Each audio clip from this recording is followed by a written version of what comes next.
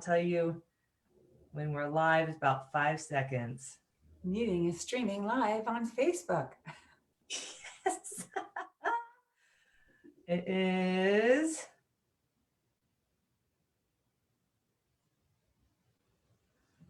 All right, let's see.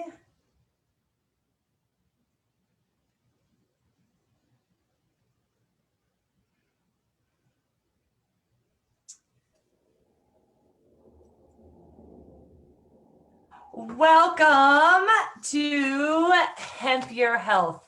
I'm Christy Thiel, Director of Education at Seed2 System, and we are going to be talking to my very dear friend from the hemp industry, and because of the hemp industry, Melissa Gibson.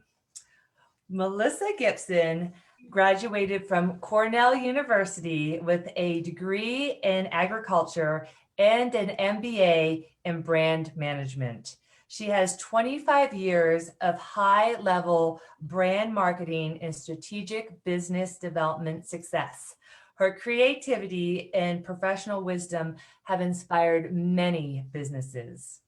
At 52, Melissa shifted gears and put her personal health journey and discovery of hemp on the front lines and founded Hemp and Humanity.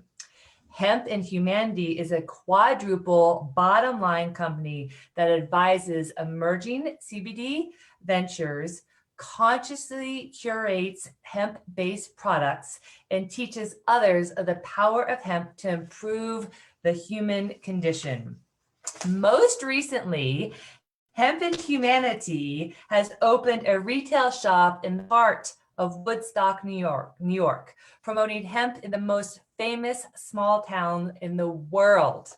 Melissa, on top of all these accomplishments, is also the 2019 New York State Senior Games high jump champion and a USA 50-plus snowboarding gold and silver medalist.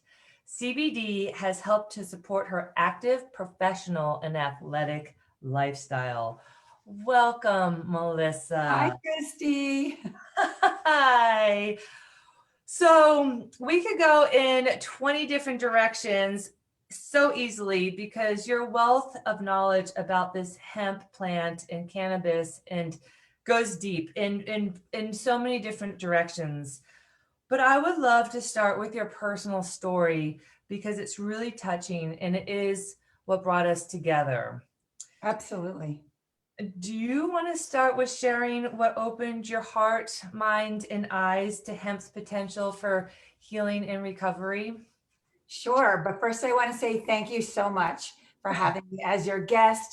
You've always been such an inspiration to me, and I love seeing your cheery, smiley face. And we've had so many wonderful discussions over the years, and I'm so glad for your success. And thank you for having me today. Oh my gosh, thank you. This is so much of an honor for me too, because I feel like we've kind of just dovetailed in and out. And when we get the time to share each other's, like I hear from you, you hear from me, I'm always so inspired. And I leave every single conversation elevated, which is... Same. Oh, thank you. Which is why you're here sharing too, because you are elevating. Oh, thank you. Yeah, if we feed off each other. So just to answer your question, the way that I came to hemp and to find the plant is that a number of years ago, as you stated in the biography, I had some health issues. I was going through a very stressful time. I had already been diagnosed with Lyme disease and celiac disease. So basically have an autoimmune deficiency and sensitivity. And at that time, I had something called a thyroid storm. So all the stress was sort of manifesting in hyperactivity, loss of weight, racing heart. I thought somebody was pounding on the door the night that I woke up and really realized that I had something wrong going on. And then I found out that I had Graves' disease, which is another immunological disease of the thyroid. It's hyperthyroid. And it made me very weak. And as you mentioned, I'm an athlete. I like to be very active. I've been active my entire life. And the way that I was feeling was just the opposite of that. I was fatigued, I was weak. And I started working with an endocrinologist who I absolutely have come to adore. And he was very helpful. He put me on the same medications that everybody goes on with the same disease. But after a while, we'd see great results. And then I would have something going on in my life that produced stress. And you know more than anyone that link between your body and your mind. And I was really stressed out, and it was difficult for me to keep things under control. So at one point, we were talking about surgery or even radiation on my thyroid. And I was really determined to see if I can do something naturally as well. I started taking yoga. But around that time, I was working with an organization around sustainability. And we were looking at the prospect of bringing hemp to the upstate New York area to revitalize the rural economy. And I had not heard of CBD but prior to that. This was back in 2014. And I was introduced to it by somebody that I trusted and started my own journey and took it, how I call it, therapeutically, because I'm not a medical professional. But I learned what my body needed, and I took it on a regular basis. I started feeling better. But the proof was in the numbers because my thyroid counts were going down. So it's one thing to say, I felt better. It's another to actually have the proof in my blood test that that my numbers were going down to a normal range. And this was great news for me, for my endocrinologist. And we sort of worked with it. And so I was able to titrate down from the pharmaceutical medications that I was taking and increase the amount of CBD I was taking. And as I went through that journey, because I do have a background in entrepreneurship and business and branding, I thought, I really want to change careers. I want to shift, teach people about this plant, tell everybody about it. One more thing, when I went through that thyroid storm, I was brought right into menopause. And I don't think I was supposed to go into menopause that early, and I did. So it was all happening at once. So imagine the heat of the thyroid, the brain fogginess and the hot flashes of menopause. CBD for me was an absolute blissful godsend. And I just wanted to tell everybody else about it. And that's why I started Hemp and Humanity. Oh my gosh. Well, this is so powerful because Lyme disease is really prevalent, especially on the East Coast, and it's a neurological disorder. Thyroid is connected to the heart. And then the whole endocannabinoid system sort of like bottomed out because of stress. Yes. And how brilliant that you were able to find something alternative, because if you hadn't, you'd probably be on 10 times more prescription drugs by now. Absolutely. And I'm such a crazy person that I was thinking, like, if the zombie apocalypse happened, this was prior to COVID-19, which is kind of close.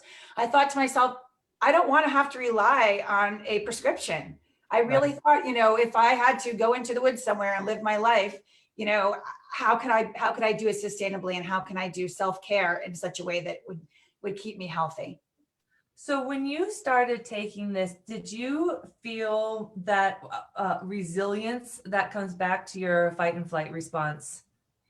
Yes. I wouldn't say, as you know, it's not something that is just so dramatic all at once. But for me, I noticed, and one of my friends said to me, you're more like Melissa, you're more like yourself now after taking it on a regular basis. And for me, sometimes it's not as much what I notice, because I'm on it all the time. But every 6 weeks or so, I will stop for a couple of days. And that's when I feel all the things coming back. I have psoriatic arthritis, so I have pain in my joints. I have,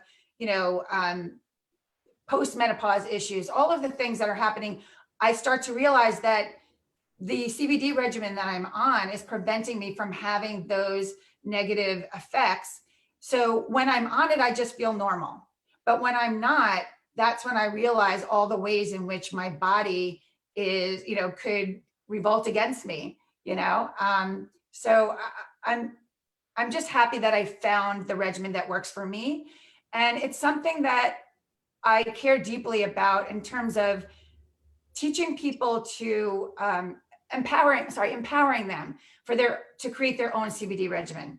We know that everyone's endocannabinoid system is different. Everyone's immune system is different. Mine happens to attack me. And so it's important for someone to go through a process when they're starting with CBD or all the cannabinoids of almost like scientific experiments over and over again to see what works and to go titrate up or titrate down. And obviously you want to take the least amount that does the most benefit. And it took me a while to figure that out for myself and realize that it's not enough just to have products on the shelves. It has to come along with education and enough information to empower someone for self-care and to use CBD in a way that works best for them. What you just said is perfect, because someone had a question about what dosage and how often do you take it. And I really encourage, just like you said, the experimentation, because even though two people may have the same conditions, there's so many things that contribute to a condition or a symptom or a disease that it's not going to be the same cookie cutter lifestyle supplements, etc., that at the same dosage that's going to work at the same level. It's really it's more safe to go up until you find that therapeutic serving size than to be like, oh, I'm just going to stay with the very minimum and hope it works. Yes. This is being dehydrated all the time and thinking that you don't need to drink optimal amounts of water because something bad could happen, because every 100 years someone drinks too much water and dies. Or when I was young, when I was younger, we played a game of truth and dare, and I had to drink 8 glasses of water. It was not a good thing. I was not hydrated. It was awful. I still remember it enough to bring it up at this moment. But you're exactly right. And, we have the internal factors that are different for each one of us, and then the environmental factors as well. Yeah. And then we could have, something happen in our lives that piques our need for more. So I take an average amount every day, but if I'm going through something particularly, anxiety producing, I'll just take more. And that's what I try to impress upon people. We don't have the exact science yet to say, this is who you are, here's your blood work, here's your physiological, scan, and here's exactly what you need. It really is, the analogy is also like coffee. No one tells you, like at 3 o'clock, you need 2 ounces of half calf, half decaf with a little bit, we sort of figure out how caffeine works for our body. The same with CBD. And, when people ask me what kind they should take, we know that there are so many delivery methods. You can, vape it, you can take it as a capsule, as a topical, as a sublingual. And I tell people the one for you is the one you're going to use. For some people, that taste of the extract that we know is like pure, hemp goodness, that's not palatable for a lot of people. And so it could be the greatest product in the world, but if you're not going to take it, or if you have to gear yourself up, to take it, that's not right for you. Then maybe you need a capsule. But at the same time, let's say a capsule is 35 milligrams. You can only experiment with that in increments of 35. So what I like to do is have people start with a sublingual, just so that they can really get accustomed to what dosage works for them, and then work themselves up to, what could be better or what feels good. It's funny, you were the one that told me when we first met that you don't necessarily like calling it a dose, you like calling it a serving size, right? Yes. Because it's more similar in nature to a nutrient or nutrition than it is to a drug. Absolutely. That's resonated with me from the beginning. This is a food, and you said something that I love, and I really want to emphasize that hemp in a functioning endocannabinoid system made you feel more normal. That's right. Yes. And more human, really. Well, I mean, I guess normal is going to be relative, but, the definition of health is physiological homeostasis. So it's really just balance. So my balance is different from someone else's, but it's the one that I grew up with. It's the one that I'm familiar with. And so my goal isn't always to, achieve the health of, I can't achieve the health of a 25-year-old now, but I want to be the best 56-year-old that I can be and the best Melissa I can be. And so some of that is reflective because you have to be aware of your body enough to know what's happening. And there are so many times that people say, they'll come in and they'll say, I tried CBD and it doesn't work for me. So first we might talk about what they've been trying. And I might find that they're trying a perfectly good product. Maybe I don't sell it, but it's a great product. But then we talk about how they're taking it. And we also know that, that it's also biphasic.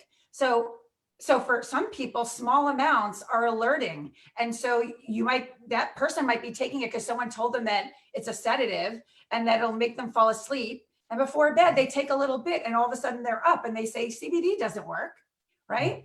And so the more people know, and we're just learning about it. I mean, when you and I first started talking and working together, scientists were saying that they thought that CBD binds to the CB2 receptor. And now we know that that's not the case and that it affects it and it helps your body not to break down its own endocannabinoids. But just in the 3.5 years that we've known each other, endocannabinoid science has blown up. And so the things that we're saying now, I'm hoping they're evergreen, but we're learning more and more. And I think someday there's going to be the exact perfect ratio of let's say by then there's 200 cannabinoids that they've identified, but the exact ratio for you. And I think that will be incredible and it's definitely doable. But for right now, we just need to source from, the best genetics that we can, the best extraction processes, making sure you and I know that hemp is a natural soil remediator. It soaks up toxins and metals. So you want to make sure that the product that you're taking doesn't come from soil that's been compromised, because the hemp will just soak that up and then you're consuming that hemp and that's not good. And I have a little saying that if your CBD is dirt cheap, it came from cheap dirt. Right? I love that.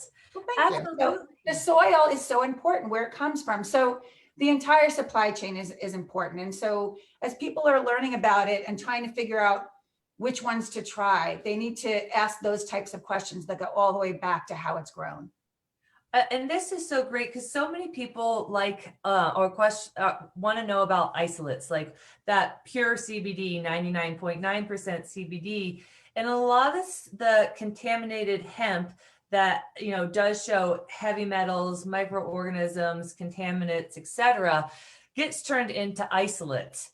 And so that's, even though they say it's pure, it came from a tainted source, and full plant from healthy soil turns into a healthy full plant supplement. And again, this is food in a bottle. And there's so many benefits that, because it feeds us like food and it doesn't push like a drug.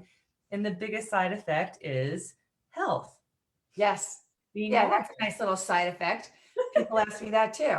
They come in and they want to know, what are the side effects? And there are some serious side effects that, where it's important for you to consult with your doctor about taking CBD. And we know that some of the enzymes that work on CBD work on pharmaceuticals, and it's important that your liver is healthy, and all of those things are true. Yeah. But at the same time, we know that when you're taking a serving of CBD, it lasts in your body for a finite period of time. And so that gives you the opportunity to keep trying and keep experimenting, and knowing that it's, especially compared with things like Advil and Tylenol that people pop constantly and don't even give it a second thought. It's a lot healthier than that. Oh, yeah. I mean, I was going to say that when you think about it, the fact that our bodies create endocannabinoids. So we were meant to work with this plant, because when we can't make enough for ourselves, here is this plant that provides, a chemical substance that has a similar molecular structure to what we already make. It's natural. So when your body brings it in. It's like, hey, I know you. I know what to do with you. I know where to put you, and I'm not going to mess anything else up at the same time. Whereas I laugh at the commercials for certain pharmaceuticals where it's like, take this, but then, and then there's like the 20 million, horrible things that could happen while you're watching a beautiful picture of a dog chase a ball. And, and then at the end, don't take it if you're allergic to it. That's my favorite. Oh my gosh. It's so true. We really do not have much to fear about hemp, especially when it comes from verified sources that can show the COAs and genetics, etc. And I want to emphasize too the importance of not getting too stressed out, because my definition, not mine, but Bruce Lipton's definition of stress is thoughts, toxins, and traumas. And more so now than ever are we affected by thoughts because of so many things that are all the things happening. Yes. Everything. And then toxins are everywhere. There's glyphosate in the air. There's toxins in your water, in your air, in your food. Even with the best efforts, you're not going to be breathing clean air or drinking the purest water, because it's really, and so toxins are a stress, and then the traumas that are still in our bodies and are affecting our psyches and our emotional and our our energetic field. These all dysregulate and stress the endocannabinoid system, and that's why we feel more normal when this system is fed, nourished. Yes, absolutely. Absolutely. So you went from this incredible reawakening from kind of being bottomed out and overwhelmed into rediscovering where your health is and how to maintain it and how to improve it, and most importantly even keep things, prevent things. And then you founded Hemp and Humanity. This is fascinating. Will you share with us where that idea came from and what a quadruple bottom line business is? Because I had never heard of that before. Yes. And before I do that, I quickly just want to say one thing about stress is I would say 99.9% of people that come into my store looking for CBD tell me that they're looking to address anxiety and stress. So no one's alone. We're all in this together. It's been crazy. Certainly COVID-19 has opened our eyes to the fact that we have to learn self-care and we have to empower ourselves to put our own health into our hands, because we might not be able to get to a doctor. We might, we are looking for natural solutions on top of everything else. But Hemp and Humanity. So when, as I said, as I knew that I wanted to turn this into a business in some way, and it just struck me that humans and hemp have lived together for thousands and thousands of years. And this plant can provide so much for us. I mean, what other plant, what other thing on this earth can feed us? It can clothe us, right? It can shelter us. It can even fuel us, and it can heal us. I mean, all of those things in this wonderful plant. So it occurred to me that if we reconnect ourselves with this plant, in some ways we're reconnecting ourselves to humanity. I mean, there are traditional, if you look at hemp fiber, there are traditional methods of getting the fiber from the plant that have been around for thousands and thousands of years. You could actually turn a plant into a fabric without any, mechanization. It can be done by hand. And in fact, a lot of it is done by hand. And part of the problem that we have is the lack of investment in infrastructure and all of that. That's a separate topic. But the point is that even cannabis waste is something that can provide fuel. So it's not, and it's all the things that hemp can do for us that help humanity. And at the same time, if we replace the harmful toxins and the harmful practices with something sustainable and regenerative and healthy like hemp, we are also saving ourselves from all of that buildup, all of that, CO2 in the atmosphere and the toxins. And, we have these allergies these last, couple of decades that we never had before, because the environment is just taxing our endocannabinoid system and everything else. So, and the other reason why I thought of hemp with humanity is, ever since I was little, we talked about conservation and environmentalism in terms of saving the planet. And what we know is that the planet is fine with or without humans. It doesn't need us. We're a parasite. So it's more about, we're trying to save the ability of humans and other species that we love to live on this planet. And so, if we're going to get serious about changing or having an effect on climate change, or all of the things that we know are infringing on our ability and for ourselves and other species to live and to grow, we have to figure out ways that are more natural and sustainable. And planting hemp and reconnecting with hemp can solve so many of our issues. It's just unbelievable. So I know that CBD brought me to the plant, but I like to celebrate the whole plant, because from the roots to the tips, it can be used in so many different ways and can save us from so many harmful practices. And even its waste, it's zero waste. You can use every single part of it. In fact, we carry a hemp fiber mask that is made from cannabis waste, a company called 9Fiber.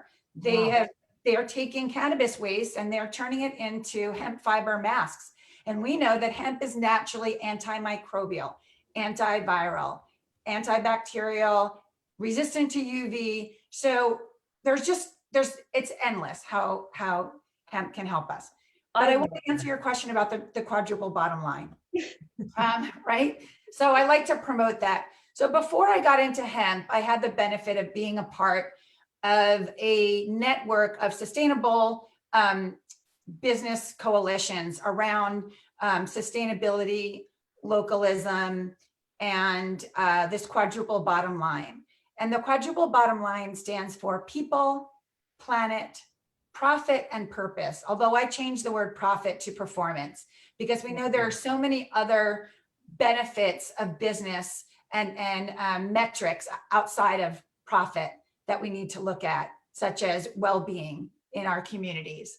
And so having the quadruple line at the center philosophy of my company, it helps me when I make choices in terms of, even buying, my business cards are made out of hemp paper. And I don't produce a lot of material that is made from, a lot of, cards and brochures and things. I prefer to either put it on hemp paper, recycled paper, or bring people to, a digital brochure, that type of thing.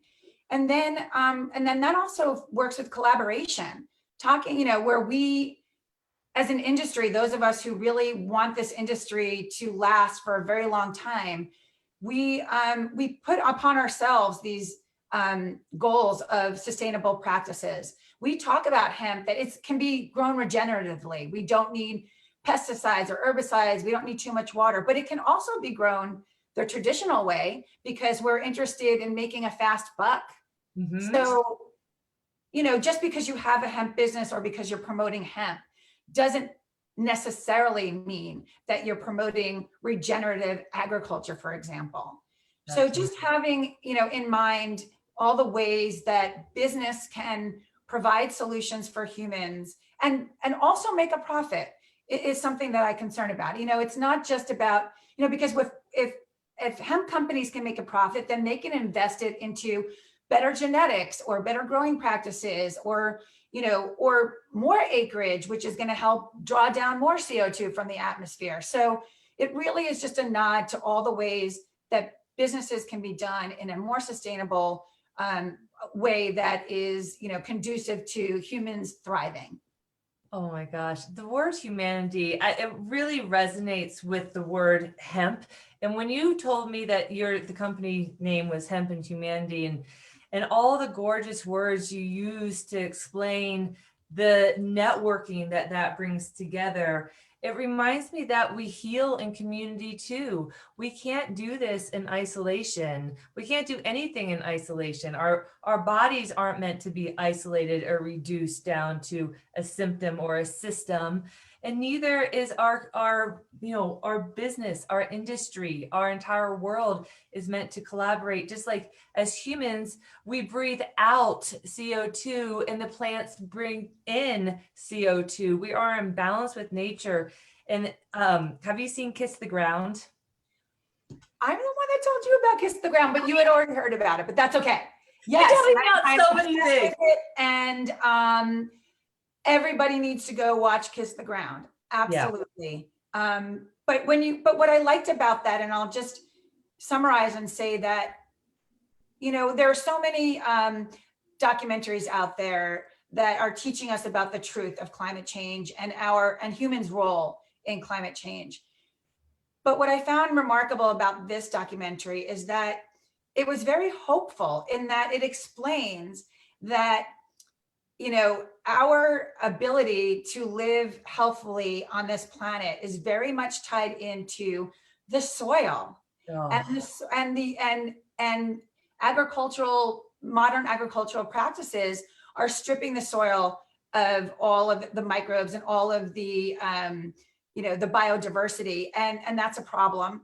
But it's also a solution in that if we simply plant plants, that we can make a difference and we can draw down CO2 from the atmosphere, and we can we just feel better around plants. Anyone that has had the good fortune to walk among a hemp field and smell it and feel it and just be around it, as you said, we're breathing, we're breathing out, it's breathing in, it's back and forth. It's a relationship that we have. Humans have a relationship with this plant.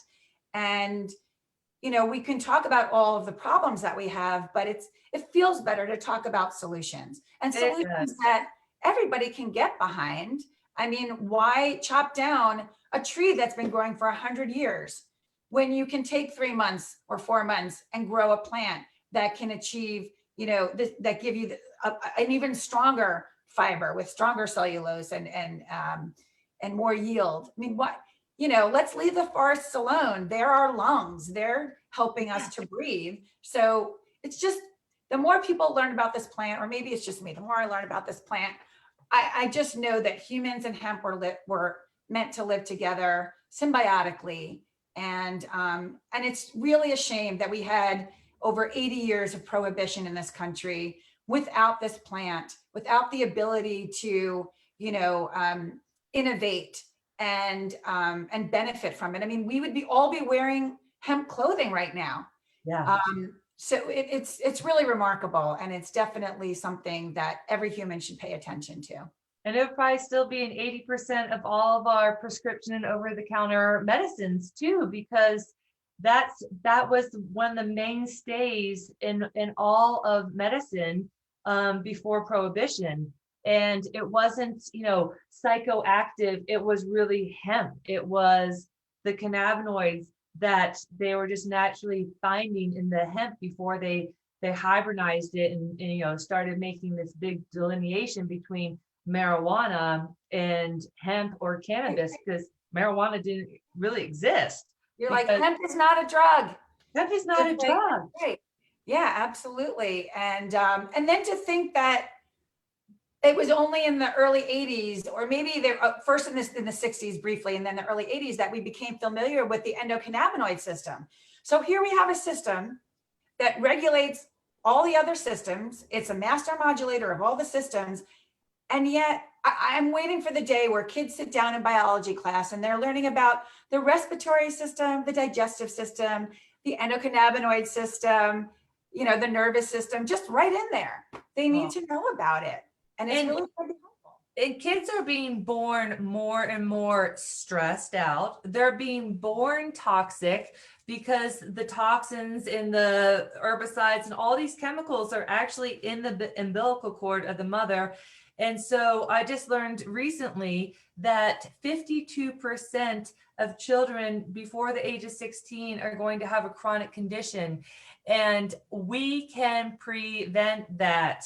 And one of the ways is that we have to start with a healthy endocannabinoid system, because just like you were saying, the networking, the community, the collaboration, the humanity that is expressed outwardly and inwardly needs to be put back together. Absolutely.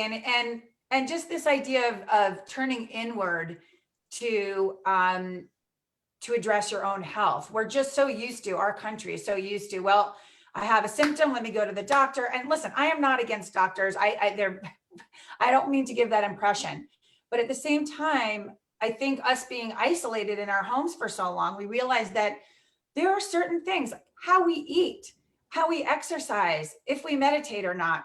There are so many things that we can do to improve our health, and hemping our health is one of the ways that we can do it. And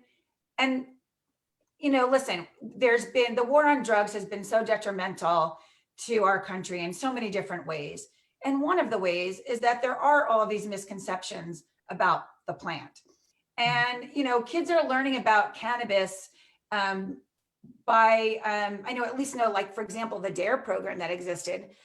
Kids were learning about cannabis from like a police officer.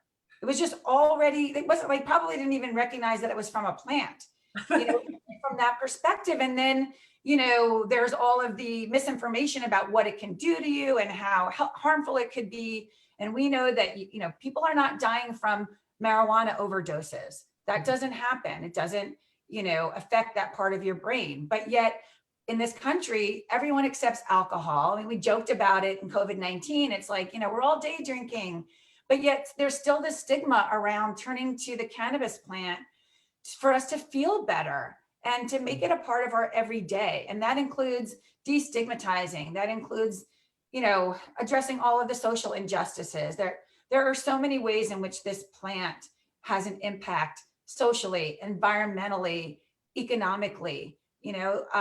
I mentioned that I was looking originally about at this plant to revitalize some rural economies in New York State. And I've learned in the last couple of years about this phenomenon of family farms strengthening and increasing because, back a few years ago when kids were thinking about coming back to the family farm and working on the farm, there was one way of thinking about it. And now a lot of them are bringing back this idea that what if we grow hemp? What if we grow cannabis?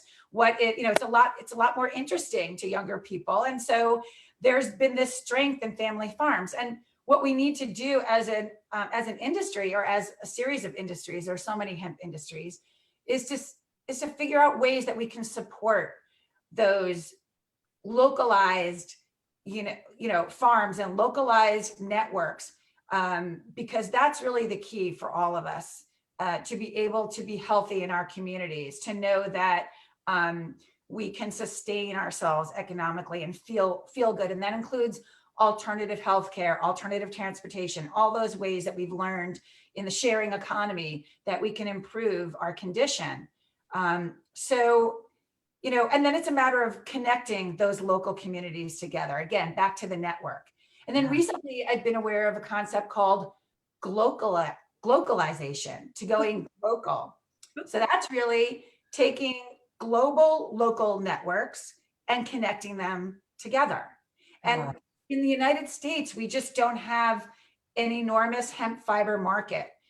For many reasons, one of which is the fact that CBD has been more profitable. We lack the infrastructure.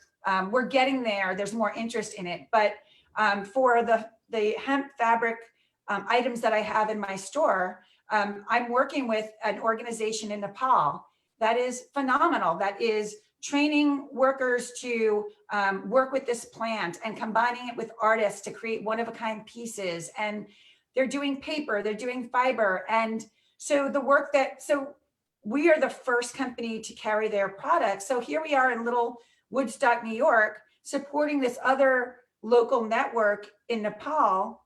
And we're connected with our shared love of this plant and our knowledge that this plant can make a huge difference. And that's, it's amazing. You wouldn't have a bag on you, would you? Well, this is a debut. I just got them in yesterday. So with COVID, there were some shipping issues. Okay, you ready? I am so ready.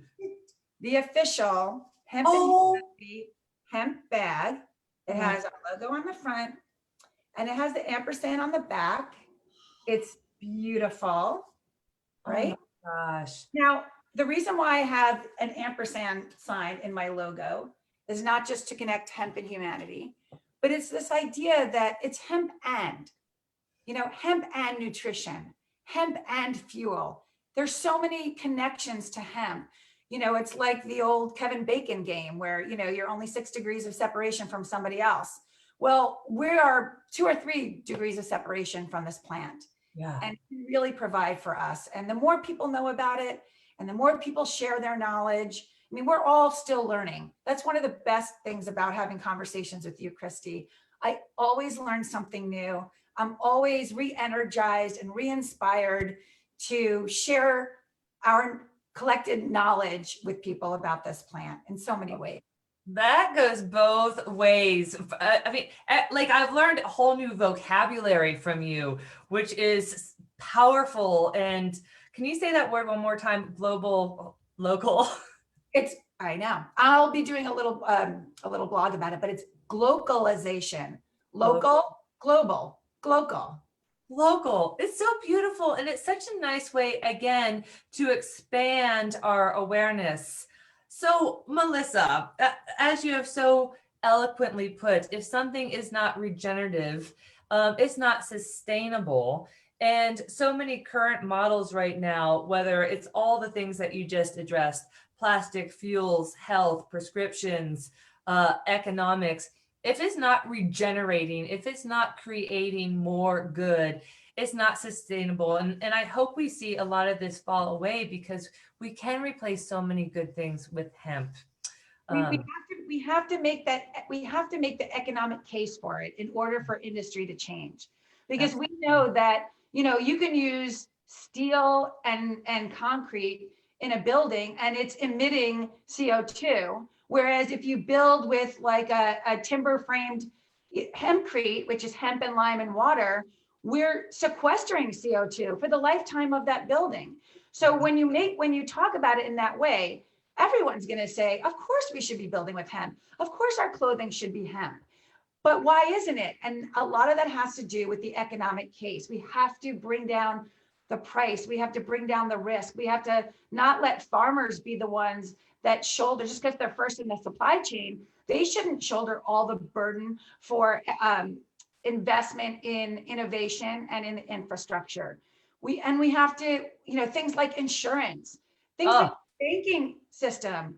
I will not go into it now, but over the years that I've had my company pre and post December 18th, 2018 with the Farm Bill, there's still an issue with the banking industry and its lack of support of the hemp industry.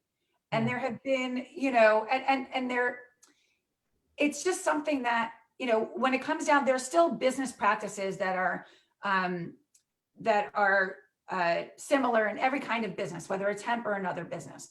The closer that we can make the hemp business practices similar to the other strategic business practices that have been going on for a long time and have been optimized, the closer we can do that, the better we can make the economic case. And then people will be more willing to use hemp instead, hashtag hemp instead. I love this. And remember, everyone, we do have a donation button coming to Seed to System soon so that we can contribute to legislation, making it safe for farmers to grow hemp, not just for medicine, but for all these modalities, because we really can be regenerative with hemp. The soil, the air, the fabrics, the hempcrete. Where Colorado right now is pretty much on fire, and hempcrete is also a natural fire retardant. So if your house was built out of hemp, you wouldn't be living out of your car or someone else's home, which would be so nice. There's just grow your own, you next to you is a field of hemp. You just grow your own building, you grow your own food, you grow your own clothing. I mean, it can provide everything for us, but we have to connect the dots. We have to get it from the field to the finished good so that we can, and we have to improve the supply chains and scale them up in a way that enables everyone to afford it. And I mean, even since you and I have been working together, the price of good CBD products has come down for sure. But we don't know how the fires in Colorado are going to affect, you know, so many things, including price, including livelihoods. I mean, it's just, but then you think back to why are we having more fires? And we go back to climate change, and we go back to non-regenerative and non-sustainable practices. And we just, it's empowering to know, as stressing as it is to think of all those things, it's empowering to know that we do have the answer. We do have a solution, and we can help ourselves. There's nothing more empowering than figuring out that you have the ability to help yourself. And when you think about how cannabinoids work in our human body, they're not making something happen. They're helping our body make something happen. We're literally helping ourselves help ourselves with this plant. And it's hard to look at you and imagine that you weren't ever, like, always this like healthy and thriving, and that you came out of a really like bottomed out place, and you are like, you're regenerative. You're like such an example of health, regenerative, getting creative, contributing, collaborating. I could go on and on. And I really want people, because I'm sure people are like, well, how the hell do I get that bag and that mask? Because just FYI, your mask is like a petri dish if it's probably not made out of hemp and you've been reusing it. So how do we get a hold of you? How do we find your store? How do we get that mask and that bag and see what else you have? Yeah, and by the way, I also have a spray that goes inside the mask, so you could breathe in CBD while you are wearing your mask. It's just lovely, from a good friend of mine. Okay, so the best thing to do is everybody come to Woodstock, New York, and come visit me in my store. I do consultations over the phone, but my favorite thing to do is to talk to people directly, even though I look like this because we're all wearing masks, so I'm not really seeing everyone, but we do the best we can. You can go to my website, which is in about 4 weeks. It's going to look completely different. We're doing a completely different refresh, but you can certainly learn about the Quadruple bottom line and about my story by going to hempandhumanity.com.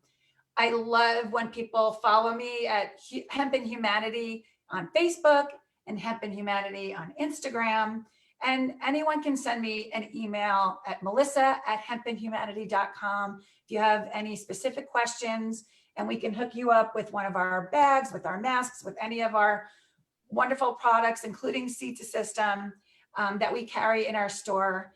And, you know, it's a conversation. It's a conversation about what products are best for you. And it's a conversation with yourself about what's best for you. And just becoming more aware and more knowledgeable will go a long way to making sure that you're getting the most out of this plant.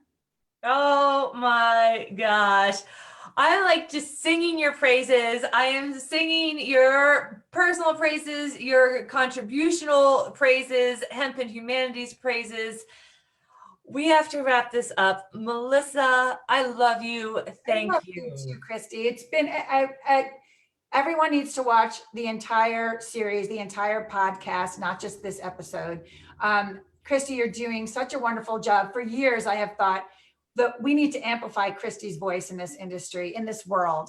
More people need to hear what you have to say and have you deliver it in a way that always makes everybody feel good. And from the moment that I first met you, from till now to into the future, you'll always be my go-to. And I really appreciate you. And thank you so much for this opportunity to share my story and to talk about hemp and humanity.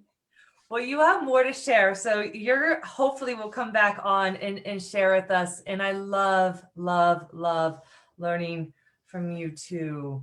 Now, before we wrap it up, please, if you like what you're hearing, if you want to contribute, if you want to expand hemp's benefits, please join our team, follow us in Hemp and Humanity, do your part, take care of yourself. This is a journey and it can only get better if we all do this as a community and learn from each other too. Melissa, big love. Everyone go to Hemp and Community, check it out, support her, and stay hempy and healthy. Talk to you soon. See you next week. Bye, everyone.